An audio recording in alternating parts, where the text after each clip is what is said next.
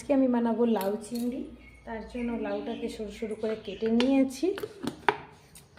আর লাউটাকে আমি সবসময় একটু তাড়াতাড়ি রান্না করার জন্য, ফাস্ট করার জন্য যেভাবে করি সেভাবে আপনাদেরকে দেখাচ্ছি। এতে খেতেও ভালো হয় আর রান্নাটাও খুব তাড়াতাড়ি হয়ে যায়। লাউ না হলে কড়াই গলতে অনেকটাই টাইম নেয়, তো সেই জন্য। আর আমি একটু অরিজিনাল যে ভালো চিংড়ি, যেটা সরু একটা নদীর চিংড়ি হয়, ওই চিংড়িটা এনেছি। তো লাউগুলোকে আমি কুকারে, লাউটাকে আমি কাটার পরেই ধুচ্ছি। এতে কোনো অসুবিধা হবে না, বরং লাউ যে রান্না করতে করতে কালো ধরে যায় সেটা ধরবে না এতে। আর না হলে দেখবে একটা লাউকে ধুয়ে কাটলে তারপরে রান্না করলে একটা কালচে ভাব হয়, এতে কিন্তু একেবারে কালচে ভাব হবে না। গ্রামের লোকে আবার অবশ্যই বলে যে লাউ কেটে ধুতে নেই, হ্যান ত্যান সামথিং, যাই হোক, কিন্তু আমি ওই কালারটার জন্য ধুয়ে নিই।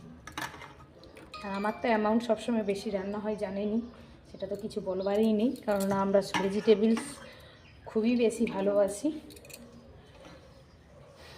তো সেই কারণে একটা পুরো লাউ কেটে নিয়েছি। আর লাউ কমেও যায় পরিমাণে, অনেকটা পরিমাণে। আমি গ্যাস জ্বালিয়ে দিচ্ছি, সামান্য নুনের ছিটা দিয়ে একটা সিটি লাগিয়ে দেব।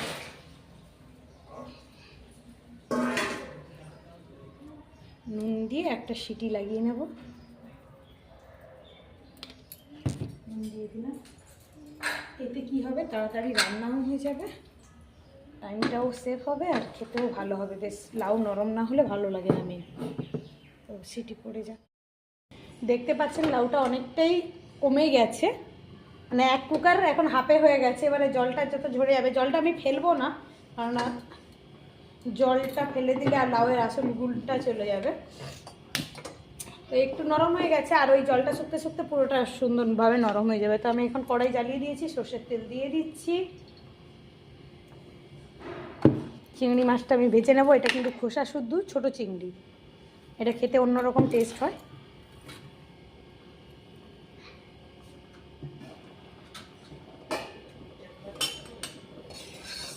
তেলটা গরম করে নিচ্ছি, এবার আমি চিংড়ি মাছটা ভেজে নিচ্ছি।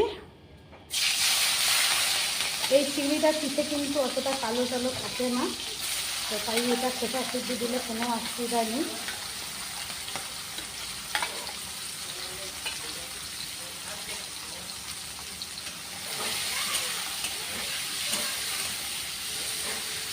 ভেজে নিচ্ছি।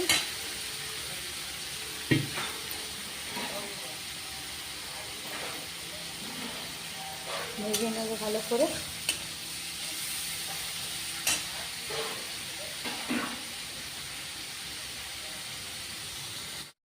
চিংড়ি মাছগুলো ভাজা হয়ে গেছে, আমি তুলে নিচ্ছি।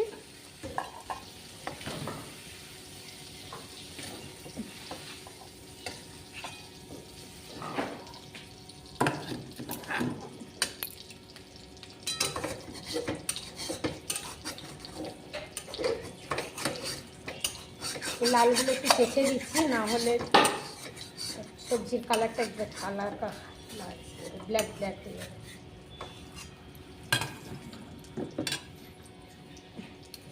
দিয়ে দিচ্ছি সর্ষের তেল। আরে সবগুলো ঘুষ না,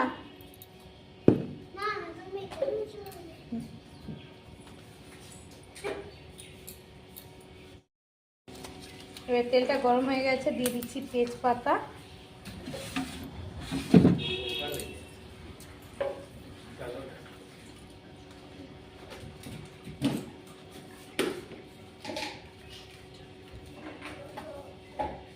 দিয়ে দিচ্ছি শুকনো লঙ্কা 2-3টে।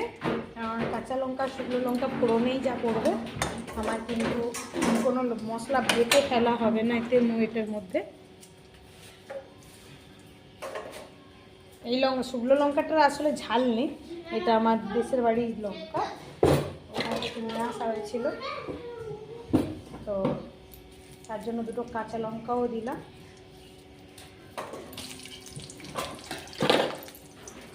একেবারে সিম্পল রান্না। দিয়ে দিচ্ছি জিরে 1/2 চা চামচ, বেশ নাড়ছি।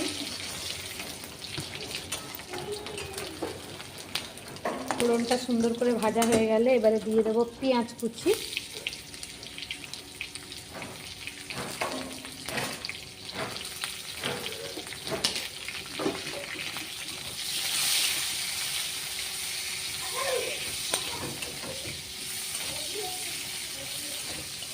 দিয়ে পেঁয়াজটাকে একটু ভাজা ভাজা করবো, খুব ভাজা ভাজা নয়, হালকা গোল্ডেন কালার হবে তখনই করে দেবো। ভাজতে দিচ্ছি খুবই কম তেলে আর সিম্পল একেবারে ভাজবে। এইভাবে বানিয়ে দেখুন, খুবই টেস্টি হয়। অতিরিক্ত তেল মশলা শরীরের পক্ষেও খারাপ, আর দ্বিতীয়ত লাউ তো স্বাস্থ্যকর খাওয়া, যতটা হালকা করে খাওয়া যায়। এই সময় সামান্য আমি হলুদ দিচ্ছি, আর নুন দিয়ে তো সেদ্ধ করতে দিয়েইছি, তো এখন আমি আর কোনো নুন অ্যাড করছি না। চিংড়ি মাছেও নুন হলুদ মাখানো আছে। বাস এই যে হালকা করে ভাজা হলো, এটার উপরেই এবারে আমি পুরো লাউয়ের জলটা শুদ্ধ দিয়ে দিচ্ছি। কারণ লাউয়ের জলটা বের করে দিলে লাউয়ের গুণটা পুরো বেরিয়ে যাবে, এই কারণে আমি লাউয়ের জল কিন্তু ফেলছি না। হাই ফ্লেমে যদি রান্না করতে থাকেন লাউটা নরমও হয়ে যাবে। আর আপনারা হয়তো বলবেন যে লাউটা কেটে ধুয়েছি বলে এতটা হলুদ মানে জল বেরিয়েছে। হ্যাঁ, তার জন্য তো একটু জল বেশি বেরোয়, মিথ্যে কিছু বলার নেই, কিন্তু ওই কালো হয়নি। আর না হলে কালো ধরে যায় বলে আমি এটা করি। এবারে আপনারা যেটা পছন্দ করবেন সেটা করবেন অবশ্যই। অনেকটাই জল দেখতে পাচ্ছেন।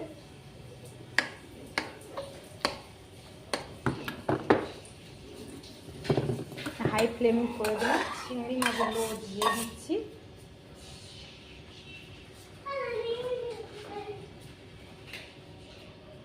দিয়ে এবারে টানা জাল দিতে থাকবে।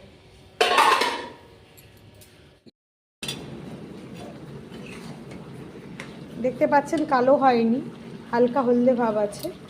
এই হালকা কালারটাই আমি চাইছিলাম, তার কারণে হলুদ কম দিয়েছি। এখন দিয়ে দিচ্ছি 1 চামচ মতন চিনি।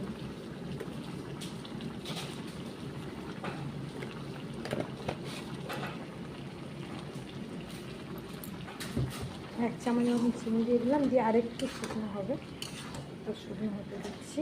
অনেকটাই টেনে গেছে, বুঝতেই পারছেন প্রথমে কতটা জল ছিল, কিন্তু আরও শুকনো হয়ে যাবে। দেখতে পাচ্ছেন খুব সুন্দর একটা হালকা হলদে কালার। আর এর চেয়ে আমি শুকনো করব না, কারণ ঘন্ট মানে একটু গায়ে মাখা মাখা হয়ে থাকবে, একেবারে ভাজা ভাজাটা তেল ছেড়ে আসবে, ওইভাবে আমি পছন্দ করি না বাড়ির খাবারটা। অনেকে সেটা পছন্দ করেন, সেটা একটু বেশি তেল দিতে হবে, আরও একটু বেশিক্ষণ সময় ধরে ভেজে ভেজে ওর রস শুকনো করতে হবে। তো আমি এই মাখা মাখাটা পছন্দ করি বলে এইভাবেই রাখলাম। না ঝোল থাকবে, দেখতেই পাচ্ছেন, না বা শুকনো ছেড়ে থাকবে। ঘন্ট মানে হচ্ছে গায়ে মাখা মাখা ব্যাপারটা হবে। আমার লাউয়ের তরকারি ready. Please like and subscribe আর ট্রাই কমেন্ট।